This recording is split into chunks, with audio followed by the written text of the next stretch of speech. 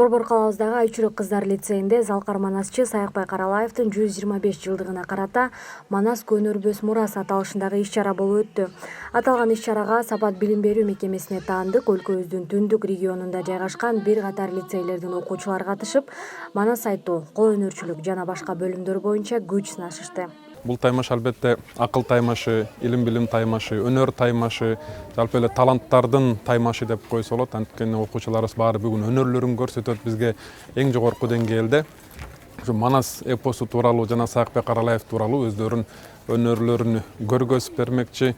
Албетте Манас эпосу кыргыз маданиятынын, кыргыз рухунун, кыргыз адабиятынын туу чокусу, ошондуктан бүгүнкү биз уюштуруп аткан иш-чара өтө чоң мааниге ээ деген ишеничтемин. Уюштуруучулардын айтымында окуучулар сынакка даярдыкты мындан 3-4 ай мурун башташкан. Негизги максаты аларды Манас эпосуна, аны даңазалап кылымдан кылымга сакталуусуна өбөлгө болгон манасчылар дүйнөсүнө болгон кызыгуусун өөрчүтүү болуп саналат. Бүгүнкү кечебиз жакшы, зор ийгиликтерди алып келсин деген үмүт менен балдардын баарына жакшылыктарды тилейбиз. Манас бул кыргыз элинин улуттук байлыгы. Кыргызды Манассыз жана Чыңгыз Айтматовсуз элестетүүгө мүмкүн эмес болгондой, бүгүнкү жаш муундагы алардын баардык мээнетин, баардык эмгегин, өнөрүн өзүнө сиңирип калуу максатында уюштурулуп жаткан иш-чарага баарыңыздарды кош келиңиздер дейбиз. Баарыбызды Манас атанын руху колдоп жүрсүн. Бүгүнкү таймашта Манас эпосунан үзүндү айтып жаткандардын арасында кыздар дагы бар. Мындан сырткары окуучулар иш-чаранын темасына ылайык колго жасаган көргөзмө жана сүрөттөрдү калыстарга сунушташты. Ал эми сынакка калыс кылуу үчүн атайын акын манасчылар чакырылган. Катышуучулардын бири Эрмектин айтымында өзү курактуу башка окуучуларга салыштырмалуу музыка ордуна эпосту угуп эс алат.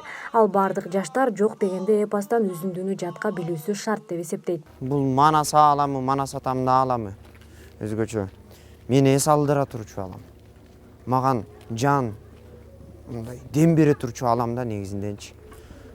Буга ар бирибиз киригишибиз керек негизичи. Чынында айтсак, бул аалам бир гана эле сакталып калган элибиз, биздин кыргыз эле сакталып калыптыр да. Бул ааламды мен кичине кезимден эле атам Саякбай атанын жана үнүн укчумун да.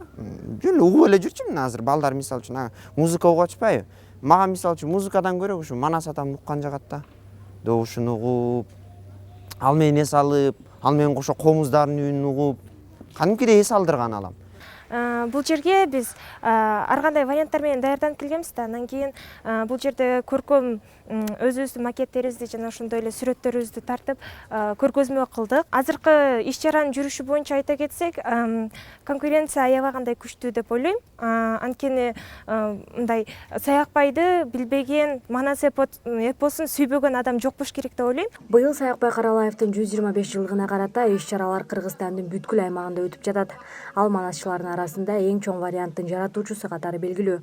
Улуу манасчы Манас Семетей Сейтек үчүлдүгүнөн сырткары Эркин таңында, Эр төштүк, Бүркүттөр, Канаттуу куштар, Унутулгус күндөр, Делдеш Баатыр, Эстен кетпейт, Томор Мерген сыяктуу аңгеме жомокторду бир катар чыгармаларды жараткан.